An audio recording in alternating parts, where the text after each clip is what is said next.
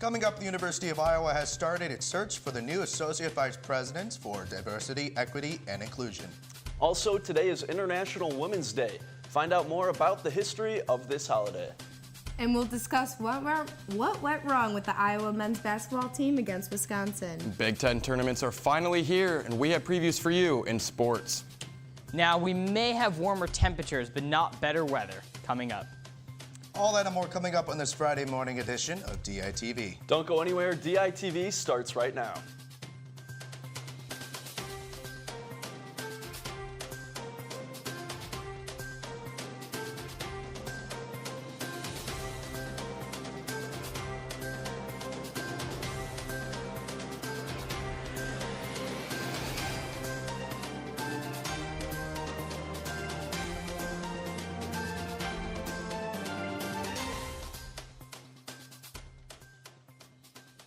Good morning and thank you for tuning in. I'm Jacob Gunther. And I'm Declan Levy. Let's take a look at our top story of the day.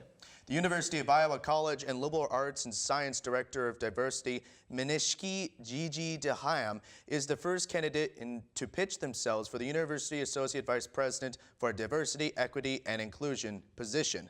DeHayam gave a presentation Thursday afternoon in the Papa John Business Building detailing her plan of what she would do in the new position. DeHayam focused on crafting a strategic framework addressing diversity, equity, and inclusion. DeHayam plans to slowly foster the culture change at the university that will require strong leadership and improvements in how the university engages with students, faculty, and staff. For more information on this story, visit thedailyiowan.com. On March 2nd, President Trump announced that he plans on stripping colleges and universities of their funding for research based on their support of free speech on campus. As of right now, courts oversee the application of the First Amendment on campus. If Trump's proposal goes through, it would add another layer to the process. Based on what Trump has said, different people on campus are expecting the executive branch to be the group to monitor free speech. University of Iowa law professor Christina Bohannon said, quote, "Whether or not the executive order is written into policy, it would be helpful for universities to more broadly educate students on what the First Amendment means, why it's important, and why the university has obligation to protect it," end quote. For more information, go to thedailyiowan.com. Today is International Women's Day. It is a day to recognize and celebrate the achievements and contributions of women from all over the world. We have DITV reporter Mackenzie Cooper live in the newsroom to tell us more about the origins of this day and its importance. Good morning, Mackenzie. Good morning, Jacob. That's right. International Women's Day was first celebrated on March 8th in Russia in 1917, after women factory workers began a protest which eventually led to the Russian Revolution. Amy Wiseman, the University of Iowa's assistant director at the Human Rights Center, discussed how strides have been made in women's rights since then, but there is still more work that can be done, and that this day signifies that. Women around the world have, throughout history, contributed to our society in significant and important ways, often overlooked ways. The reason I think it's still significant is because, unfortunately, women's rights remain unfulfilled. The color purple in international legal circles is the color of justice, and it has great significance, actually, for International Women's Day.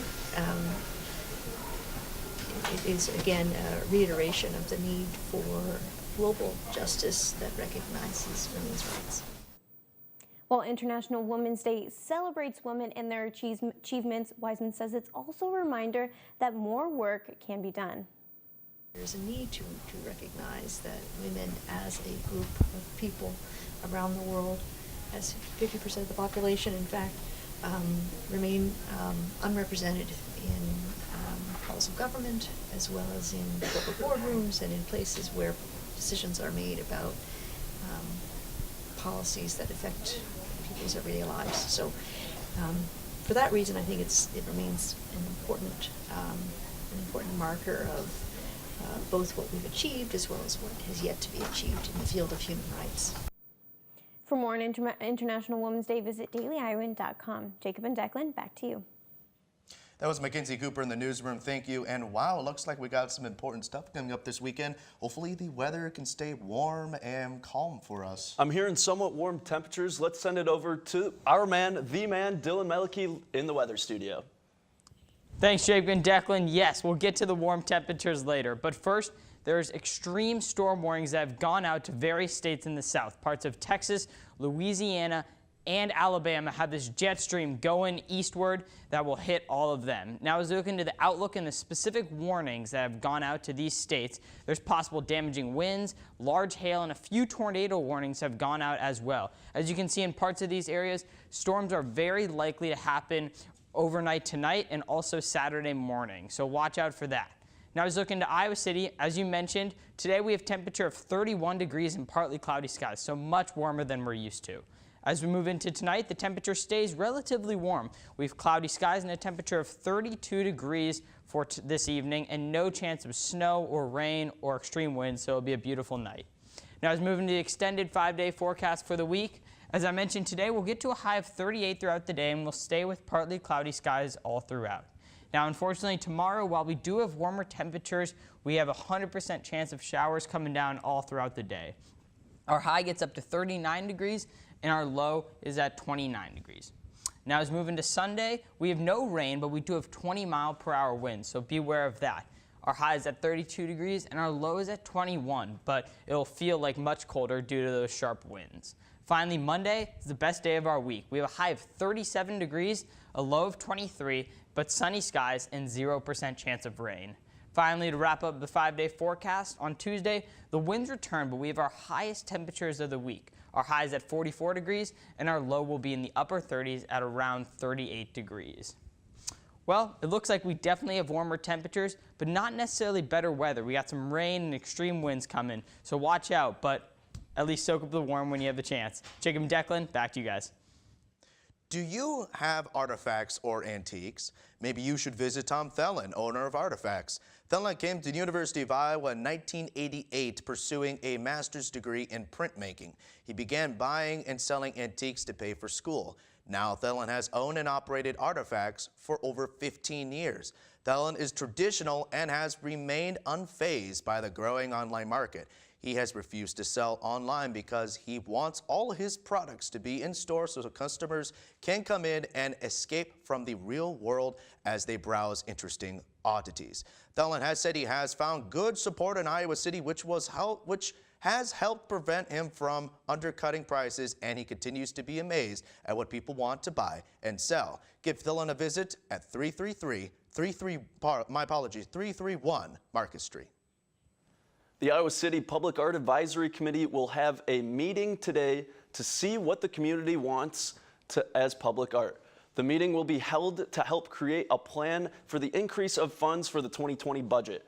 In the past, the funding has been put into performance arts and event art. Not only will the meeting be about the type of art, but it will also help to decide where the art will be. A majority of the public art is downtown right now, but the committee is hoping to move more of that further from downtown. The funding for the Public Art Advisory Committee hopes to increase their budget from $25,000 to $50,000. For more information, go to thedailyiowan.com. So, really tough loss last night for the Iowa men's basketball team. They were in Wisconsin. Yeah, it's unfortunate. I was too busy watching stuff on my new television to watch, but we have Nicole and we have our sports people in the sports studio to tell us more about sports. Yeah, that's right. The Iowa men's basketball team traveled to Wisconsin last night and didn't put up much of a fight against the Badgers.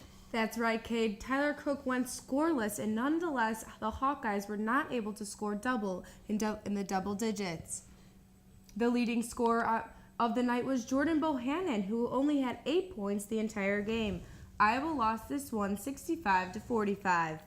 The Hawkeyes will travel to Lincoln as they take on the Cornhuskers in their final regular season game before the Big Ten tournament. But on a positive note, after a solid 23-6 season, the Iowa women's basketball team is headed to Indianapolis today to take on the Hoosiers for the first round of the Big Ten tournament. They also have the opportunity to host the first and second rounds of the NCAA tournament here in Iowa City. Here's what the Hawks have to say about their upcoming challenge.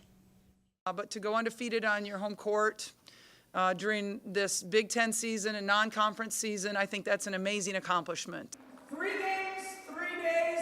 We want to cut down to that at the end of it all. We definitely want to keep it going, so we're going to keep fighting like crazy to definitely get that hosting seed. We want you to all come back. We can make this a great environment like it was today. You can help propel us to a victory and on into the NCAA tournament. So please come back.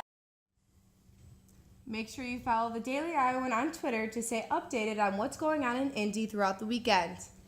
Going from one Big Ten tournament to another, the Hawkeye wrestling team heads to Minneapolis this weekend for their own postseason. And we have DITV wrestling reporter John Ralston in the newsroom for more on the wrestling Big Tens. Good morning, John. Good morning, guys. So John, Spencer Lee was pinned to lead off the Oklahoma State duel. How has Lee handled being pinned since? Well, it's a good question, but after the presser with Brands and Lee, I feel like I shouldn't be the one to answer that question, so I'm going to let Lee and Brands do it for me. Well, I mean, last time I was pinned, I think I was 9 in the state finals. Yeah. 8, 9, 10 state finals. So I was just, coaches they're on me about staying in a good position and wrestling the whole match hard. And for me, it was just getting back to myself and getting ready for the postseason. That's kind of what I've been focusing on. These media outlets, they want to read into what I said about Spencer Lee. And so it was negative. It came out negative, and it wasn't negative at all. As a matter of fact, it was way more positive when I walked in there and saw him than maybe I was getting ready for, because it's never happened before. The guy's never been pinned. Keep talking for us. Keep, having these these ideas that you think that you know what I meant and what I'm saying and what he's thinking, because that's your jobs, and it's awesome for wrestling because it keeps everybody relevant, and I'll just keep chuckling. I'll tell you one thing, I don't need anybody speaking for me, but if you want to, it's fine by me. That's why I let those two do the talking for me. Moving up a weight class, how do you think Austin DeSanto will fare in his very first Big Tens? Well, that's a really good question. Obviously, DeSanto has a really tough test. 133 is easily the hardest weight class in the entire NCAA. In fact, in the Big Ten, the top 6 pre-seeds are all in the top 10 in the NCAA right now. So Austin DeSanto should fare fairly well. The 3rd seed, Nick Soriano, he already beat at home in one of the most dramatic matches. Honestly, this is just a good test for him to see how he could fare at NCAAs with a good test in the Big Tens. Aside from those 2 weight classes, is there any other weight class that fans should keep a close eye on? Well, certainly. I would keep an eye on Pat Lugo. Pat Lugo just won Big Ten Wrestler of the Week after upsetting number 6 Caden Gfeller in Stillwater against Oklahoma State. That was a match where he had the Bulldog fight that one out and keep Gfeller close. He proved he can win close matches. In fact, Pat Lugo started the season 8-6 and has since won 6 consecutive matches. I think if anyone has a chance to win 149 that's not in that top 3 to 4, it's going to be Pat Lugo. Thanks, John. It's going to be a lot of fun spending my weekend watching the Big Ten wrestling. Well, that's going to be it from us in the sports studio, but stick with the DI this weekend, and you have a complete coverage of the Big Ten women's basketball and wrestling tournaments. You can find all that coverage and more at dailyiowan.com and on the Daily Iowan social media pages. And plus, we'll have results from the Big Ten tournaments more on Monday's show, too. Back to you at the desk. And that is all we have today for DITV. I'm Declan Levy. And I'm Jacob Gunther. Thank you for joining us.